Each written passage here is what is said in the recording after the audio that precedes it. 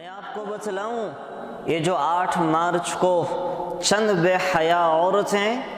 آزادی کے نام پہ ملین مارچ کرنے جا رہی ہیں، ان کے ساتھ کیا ہونے والا ہے؟ وہ آپ نے ایک واقعہ سنا ہوگا، ہے تو ہی حکایت لیکن ہے بڑی سچی اور مزیدار۔ وہ بھیڑیوں کی جنگل میں خوراک ختم ہو گئی، ان کے کھانے پینے کا سامان ختم ہو گیا، کچھ شکار نہیں مل رہا تھا، تو بھیڑیوں نے بکریوں کے ریوڑ میں چند میمنے اور چند ان کی جوان نسل کے بچوں اور بچیوں کو دیکھ کے بھیڑیے بظاہر ان میمنوں کے خیرخواہ بن کے کہنے لگے کہ دیکھو یہ تم ایک ہی جگہ پہ روزانہ گھاس پھوس چر کے چلی جاتی ہو، تمہارا چراواہا تمہیں دائیں بائیں جانے کوئی نہیں دیتا ہے، تمہارے بڑی پرانی بھیڑ اور بکریاں یہ تمہیں آزاد جگہوں پہ گھومنے نہیں دیتی ہیں، جنگل بہت بڑا ہے، وہاں پہ تمہیں بہتے دریا بھی نظر آئیں گے، گرتی آبشاریں بھی نظر آئیں گی اور بڑی خوبصورت چراگاہیں نظر آئیں گی، لیکن یہ تمہارا چراواہا اور تمہاری بڑی بھیڑ بکریاں یہ تمہاری خیرخواہ نہیں ہیں، یہ تمہیں آزاد دنیا سے دور رکھنا چاہتی ہیں۔ اب ان بچوں کے جو کہ نئے نئے تھے، میمنے تھے، بھیڑیوں کی یہ آفر بڑی مزیدار لگی، بڑی اچھی لگی، اور آ کر انہوں نے اپنے چرواہے سے احتجاج کیا اور کہنے لگے کہ آپ کو کیا ہو گیا ہے؟ آپ ہمیں آزادی سے دور رکھنا چاہتے ہیں، ہمیں ایک ہی چراگاہ میں روزانہ لے کے جاتے ہیں اور پابندی لگا دیتے ہیں کہ یہیں پہ چرو، یہیں سے واپس گھروں کو جانا ہے، جنگل سنا ہے بہت بڑا ہے، وہاں پہ بہتے دریا ہیں، گرتی آبشاریں ہیں، رنگ برنگ کے پھول اور سبزہ ہریالی ہے، آپ ہمیں وہاں جانے دیں۔ تو چرواہے نے بھی بہت سمجھایا کہ جب تک چراگاہ میں رہو گی تو محفوظ رہو گی، اگر باہر نکلی تو بھیڑیے لگڑ بھگڑ اور شیر تمہارا شکار کریں گے، آبشاروں کے قریب جاؤ گی تو تمہیں وہاں کے درندے نہیں چھوڑیں گے، وہاں کے تمہیں جانور نوچ ڈالیں گے، کھا جائیں گے، لیکن ان میمنوں اور بچوں بچیوں پہ بھوت سوار تھا آزادی کا۔ اب بیچارہ چرواہا انہوں نے احتجاج نکال دیا، بھوک ہڑتال کر دی کہ ہم کھائیں گے پیئیں گے نہیں، چراگاہ میں نہیں جائیں گے، ہمیں آپ آزاد کر دیں۔ بالآخر تنگ آ کر چرواہے نے اور جو بڑی ان کی بھیڑ بکریوں کی نسل نے دادے پڑدادے اور نانیاں پڑنانیاں چلتی آ رہی تھی، بہت سمجھایا، لاکھ سمجھانے کے بعد جب یہ میمنے نہیں سمجھے تو چرواہے نے بھی آزادی دے دی اور بڑی بزرگ بھیڑ بکریوں نے بھی ان کو آزاد چھوڑ دیا اور کہا جاؤ اپنا جا کے شوق پورا کر لو، اگر ہماری بات نہیں سمجھ آ رہی تو حالات تمہیں خود سمجھا دیں گے، جاؤ جا کے شوق پورا کر لو۔ اب شوق کیا پورا کرنا تھا؟ بغیر چرواہے کے جب یہ میمنے بھیڑ اور بکریوں کے بچے بچیاں جب اپنی چراگاہ سے دور کہیں نکلے ہیں تو دائیں بائیں لگڑ بھگڑوں نے اور جناب بھیڑیوں نے اور شیروں نے اتنا سیر ہو کے شکار کیا کہ وہ ہزاروں کا لشکر اور ریوڑ جو ان بچوں اور بچیوں اور میمنوں کا تھا، شام کو کوئی بھی ایک گھر واپس نہ جا سکا۔ پھر جب ان کو شکاری شکار کر رہے تھے تب ان میمنوں کو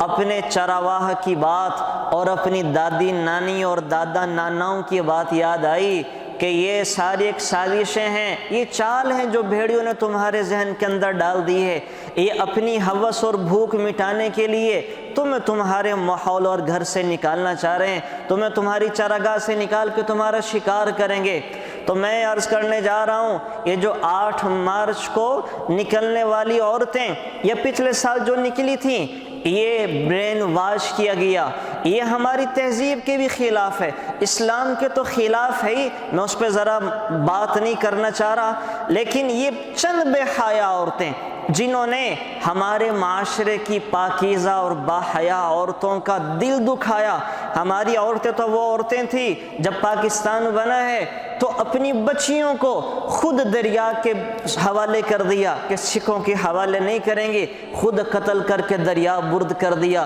بچیوں نے اپنی عزت اور ناموس بچانے کے لیے کنویں کے اندر چھلانگیں لگا دیں۔ ماں باپ نے اپنی بچیوں کی عزت ناموس بچانے کے لیے ذبح کر کے کنویں میں ڈال دیا، دریا میں بہا دیا، تاکہ ہمارے بچیوں کی عزت اور ناموس محفوظ رہے۔ تو پاکستان بنتے وقت جن ماؤں بہنوں نے یہ قربانیاں دی، آج انہی کے نام پہ بننے والے ملک میں یہ چند بے حیا اور بد تہذیب عورتیں یہ نعرے لگا رہی ہیں کہ ہمارا جسم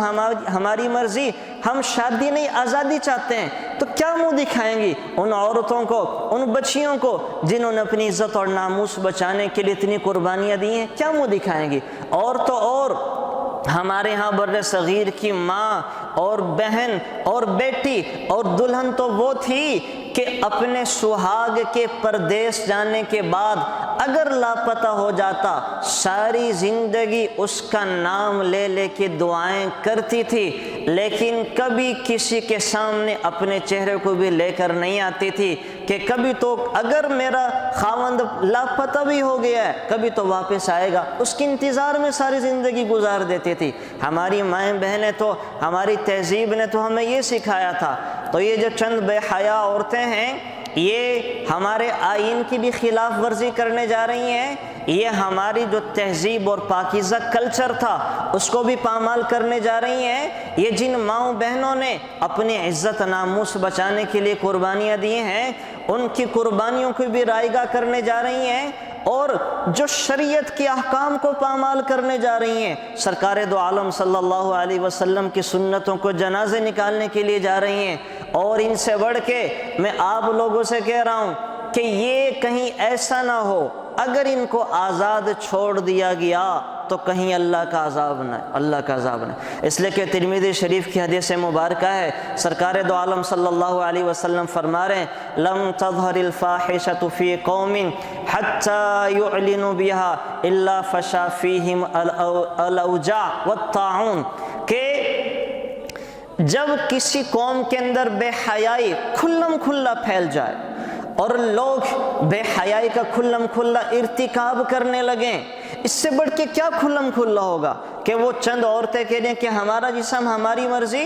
حالانکہ نہیں، یہ جسم بھی اللہ کا ہے، اس میں مرضی بھی اللہ کی چلے گی۔ یہی وجہ اللہ نے خودکشی حرام کر دی، خودکشی جائز نہیں ہے کہ یہ جسم بھی اللہ کا، مرنے کے بعد مٹی کے حوالے کرنا پڑے گا، اس پہ مرضی بھی اللہ کی چلے گی۔ ہم تو وہ ہیں نہ مرضی کا کھا سکتے ہیں، نہ مرضی کا پی سکتے ہیں، نہ مرضی کا پہن سکتے ہیں، کھائیں گے بھی اللہ نبی کی منشا کے مطابق، پئیں گے بھی اللہ نبی کی منشا اور چاہت کے مطابق، ہمارا تو پہننا بھی اللہ نبی کی منشا اور چاہت کے مطابق ہے۔ ہم تو وقت پہ سو اور جاگ نہیں سکتے، صبح گہری نیند میں جب اللہ بولا اللہ اکبر اللہ اکبر، تو جب ندا آتی ہے ہمارے ذمہ تو جاگ جانا ضروری ہے، مسجدوں کی طرف دوڑ لگا دینا، عورتوں کا گھروں میں مصلی کو سنبھال لینا، وقت پہ جاگنا ضروری ہے۔ مرضی سے سو نہیں سکتے، عشاء کی نماز پڑھے بغیر سو نہیں سکتے، ہماری مرضی نہیں ہے۔ جب سے اللہ کے بندے بن کے دنیا میں آئے ہیں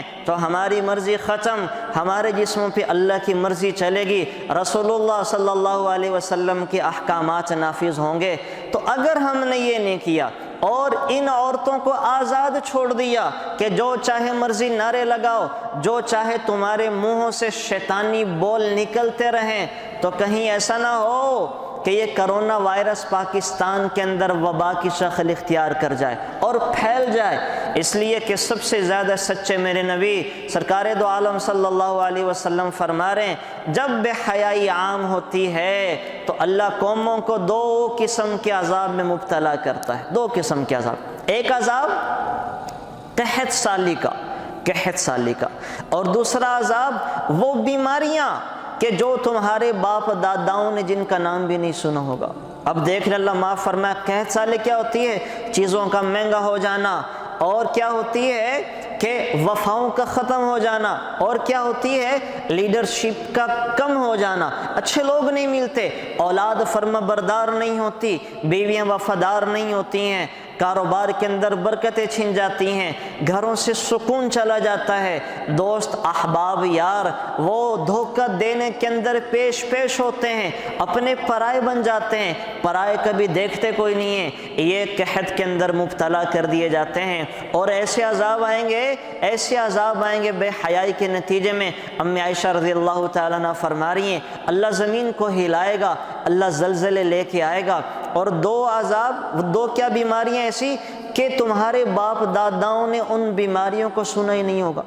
اب کرونا وائرس آ گیا، کسی نے سنا تھا؟ ایسے بھی ہو سکتا ہے، کبھی ڈینگی وائرس کی شکل میں، کبھی ایڈز کی شکل میں، کبھی کینسر کی شکل میں، کبھی ہیپاٹائٹس کی شکل میں، کبھی کس شکل میں۔ تو اگر ہمارے 22 کروڑ بہن اور بھائیوں نے اور ہمارے گورنمنٹ والوں نے ان چند 100 عورتوں کو جو ان بھیڑیوں کی لالچ میں آ کے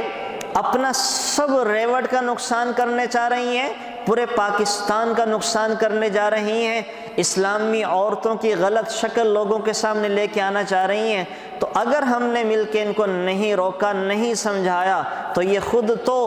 ہوس کے پجاریوں کا شکار بنے گی، لیکن سارے لوگوں کو ڈبا کے لے جائیں گی، سب کو اپنی اس گندی آگ کے اندر جلا کے بھسم کروا دیں گی۔ تو میری آپ سے گزارش ہے کہ اول تو